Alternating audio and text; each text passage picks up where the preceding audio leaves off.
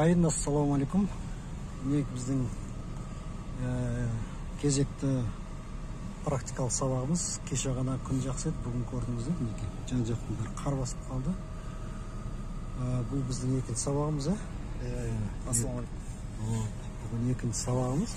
Енді кішкене бүгін қиындау болып тұр, өйткені қар жауған кезде, осындай кезде машиналар өзі жылдамдық азайып қалады. Соңғы кішкене сенімсіздікпен жүреді, көп жүргізушілер қорқақтайды.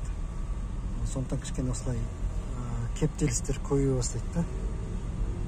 Сондықтан бүгін бізде өзімізді сол сынап көрейік деп шықтық, осы ортаңғы жолақпен жүреміз.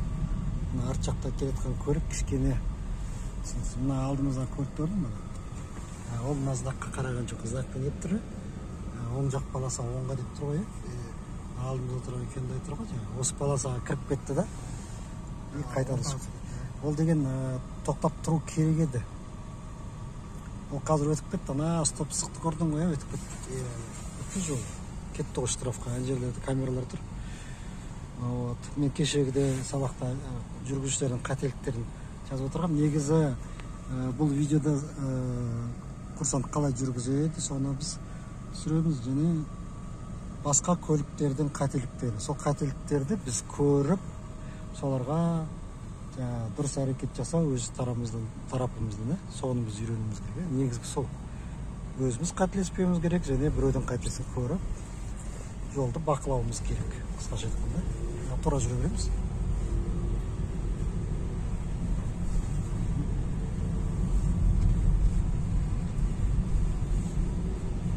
Мына жер өзі кішкене тарлау жер. Осыдан бір 2-3 жыл бұрын осы жерде кәдімгідей 4 жолақты жол болған. Мына алдыда жіңішкертіп 2 жолақ жасап қойды жерге. Абай болады, поворот жағып келеді ғой.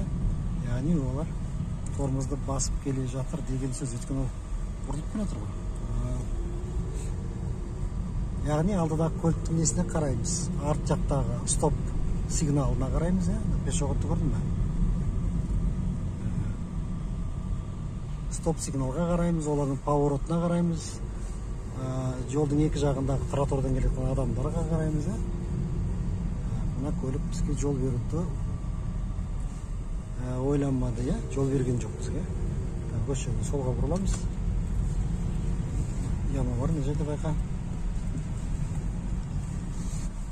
Оң жақтағы кедергі деген, ол тек екі жақтағы жолдың дәрежесі бірдей болған кезде. Егер біреуінің алдында басты жол, екіншісінің алдында жол бер деген белгі болса, онда ол тең дәрежелі бола алмайды да. Ақырындау керек, жүт ақырындау керек.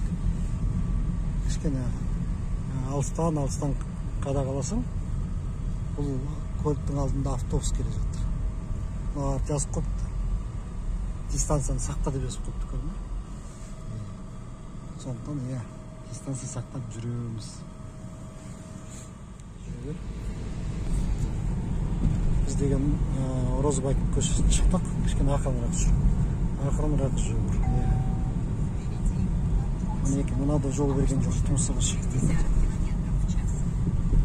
Адам машинадан алыстан көрген кезде, двордан шыққан кезде, шықпай тұрып қарау керек. Кім рулығында отырайын деп отыр, соларға айтып жатқан әңгіме. Двордан басқа жерден шығар кезде шықпай тұрып алдын ала қарап барып, сонан кейін жылдамдықты азайтып кеп тоқтап, соны жол беру керек.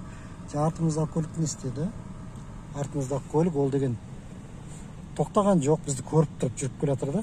Соның артынан кейін көрді, что біз жол беру керек екен барып, тоқтай қалды. Кейін жолға шықпай тұрып жылдамдықты азайтып барып, қазір оңға бұрыламыз, дайындал, оңға поворот жақ, оңға бұрыламыз. Жағудан ұтпайды. Бұл қазір Жандосов көшесіне шығайық деп жатырмыз. Ал енді ағайын, осымен осы видеоны тоқтатайық. Ары қарай кішкене бізде қозғалыс қиындай түседі. Сондықтан ағайынмен қоштасайық. Жақсы сау болыңыздар. Қош сау болып тұрыңыздар. Келесі сабаққа дейін күн жақсы болсын.